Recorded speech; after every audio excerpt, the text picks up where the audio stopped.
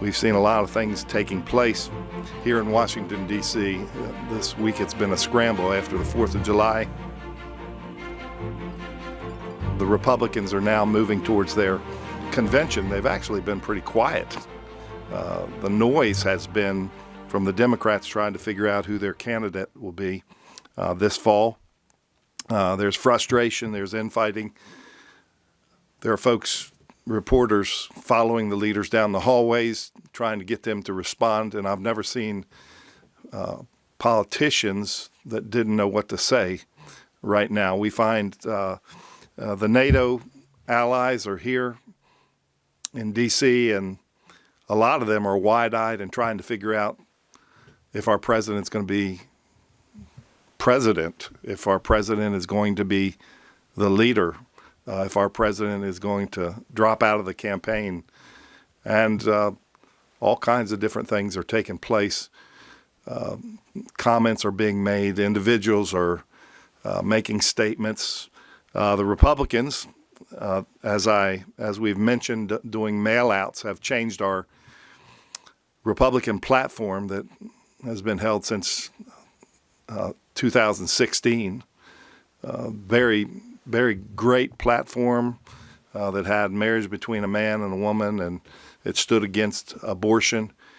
They have taken and made intentional changes. One person reported that it's gone from 60 pages down to 16 pages, which is not a bad thing. Sometimes it's good to have shorter document.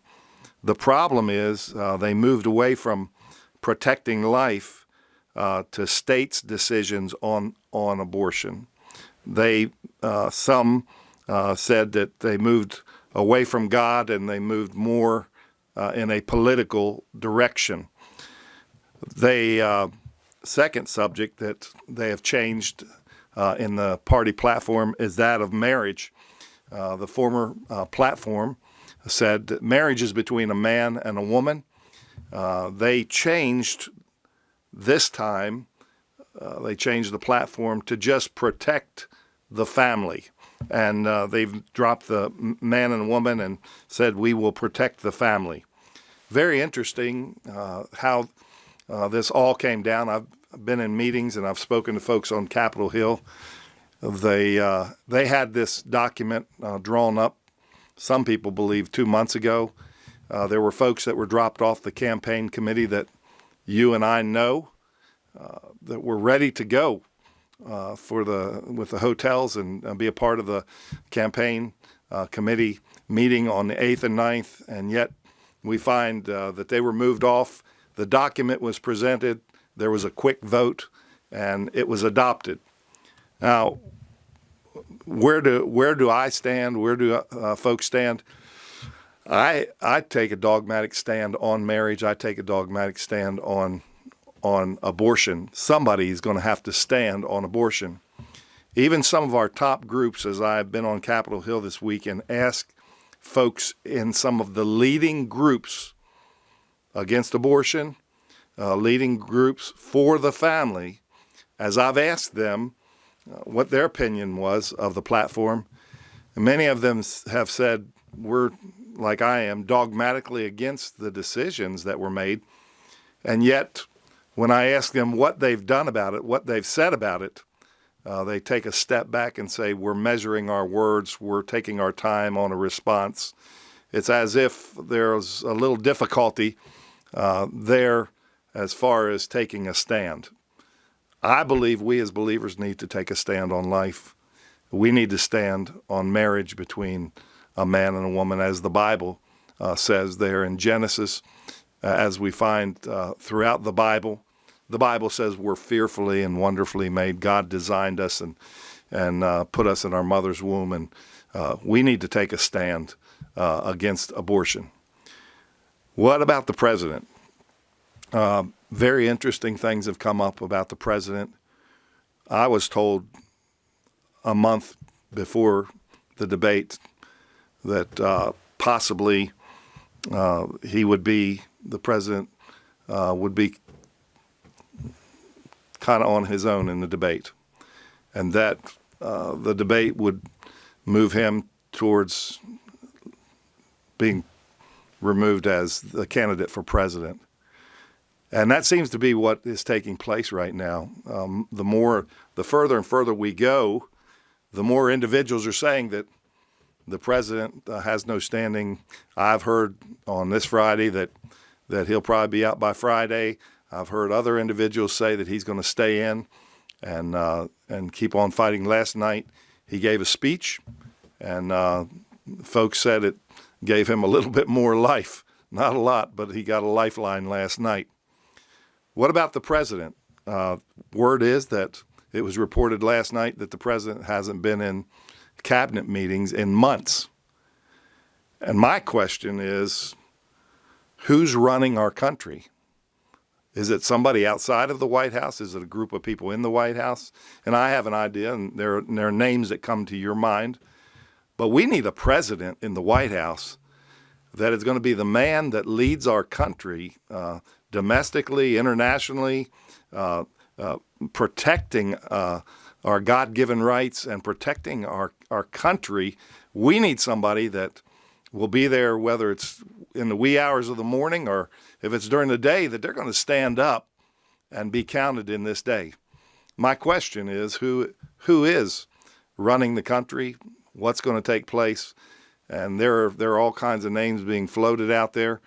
And some people just believe that Biden is going to be the candidate for the Democrats. There are a lot of lawsuits that are being threatened because there's been money given and votes given and electors that have found their space with Biden, and now it's too late to change. And so we'll see in these upcoming days. Looking back on the Supreme Court, they closed out last week, right before the July 4th vacation, had a lot of wonderful, really a lot of the decisions, a lot of people celebrate and say, well, they were a lot of good conservative decisions that really helped Trump. But if you look at them in the long run, the decisions that were made were not only good decisions for Trump, but they were good decisions for the country and for the future of our country. I was able to look back and understand some of the decisions that were made. They were constitutional decisions. Most of them were 6-3, and then some of them were just the majority ruled. But the one decision made for presidential immunity was a very interesting decision, which really kind of eliminates a lot of the lawsuits that Donald Trump is now involved in, because they had folks that were in the office with him, or there were phone calls made in the office in an official area, or there was a secretary that carried out official business. And so a lot of these cases are going away. The case in New York had so much of the official business in it, the judge does not know what to do as far as coming to a place that he makes a decision on what the penalty is for Donald Trump. And so we understand the immunity cancels a lot of Donald Trump's cases because of the official act, things taking place in the office, in the official act. And then we saw decisions for that really have helped the folks that are in prison for January 6th. A lot of the folks now, since the decisions were made in the Supreme Court, have an opportunity to go back to court, to get out of jail, to fight their cases because of Supreme Court decisions that were made. There's a case that was brought, and I've mentioned Chevron deference, a decision where the federal government could make decisions based on other decisions in the past, or decisions made by agencies and information by agencies. There was a group of fishermen that were forced to have a government official on their boat when they went out fishing. Some of these only made $600 a day coming in and selling their fish after they paid everything, just maybe $600 a day.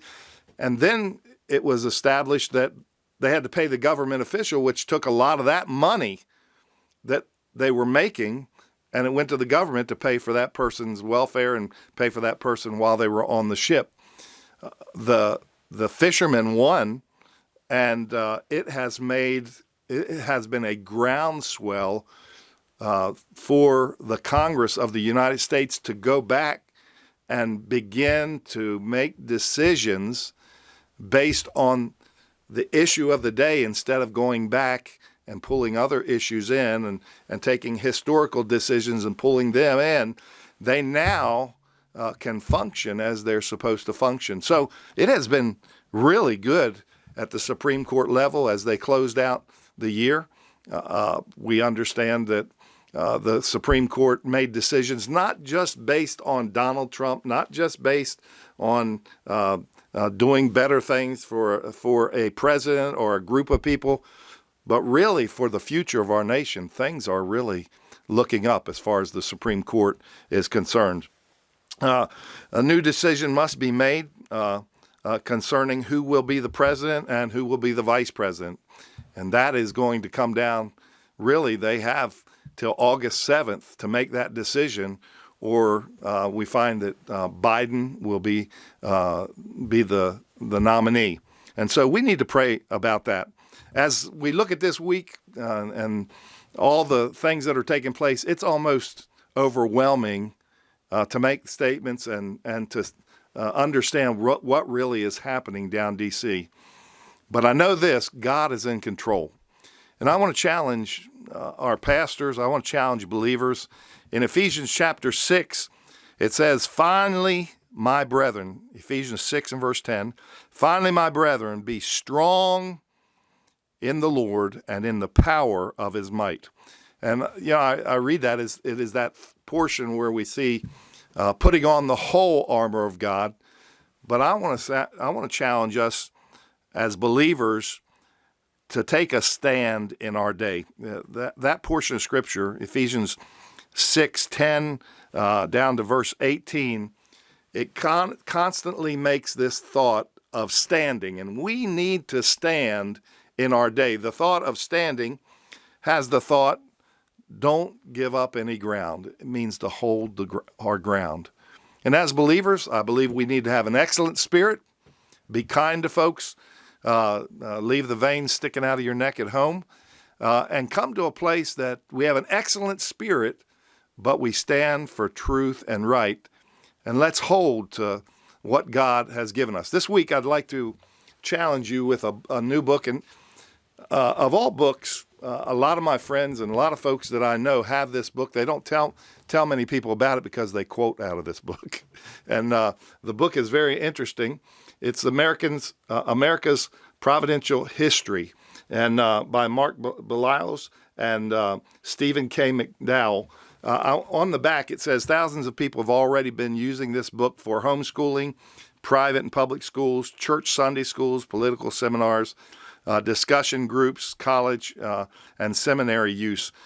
It's really a wonderful fact book that goes through our nation. It begins at the very ground level, at the beginning it goes into the Bible, and it tells his story and tells how we have come to the place that we've come.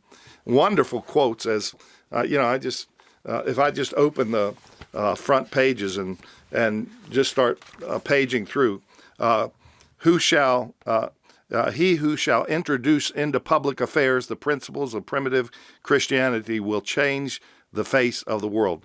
Benjamin Franklin. Talking about the providence of God, it talks about the beginning of education, Christian education, where it began. It tells about our founders. It tells about independence. It tells about preachers that have been involved in our country. I would challenge you to find the book online and purchase it. Purchase it for your children. Let your children read through it and do a study. Sometimes I really need to get down to a lower level to really understand things, and this puts it right at the ground level, gives you facts about our nation that'll change your life. I want to challenge you to look for that book, America's Providential History. It's been a blessing to me. I pick it up on holidays. I pick it up in times when I'm just looking for something to read and just go through and learn some truths about the United States of America. I hope you have a great week. God bless you, and we'll see you next week.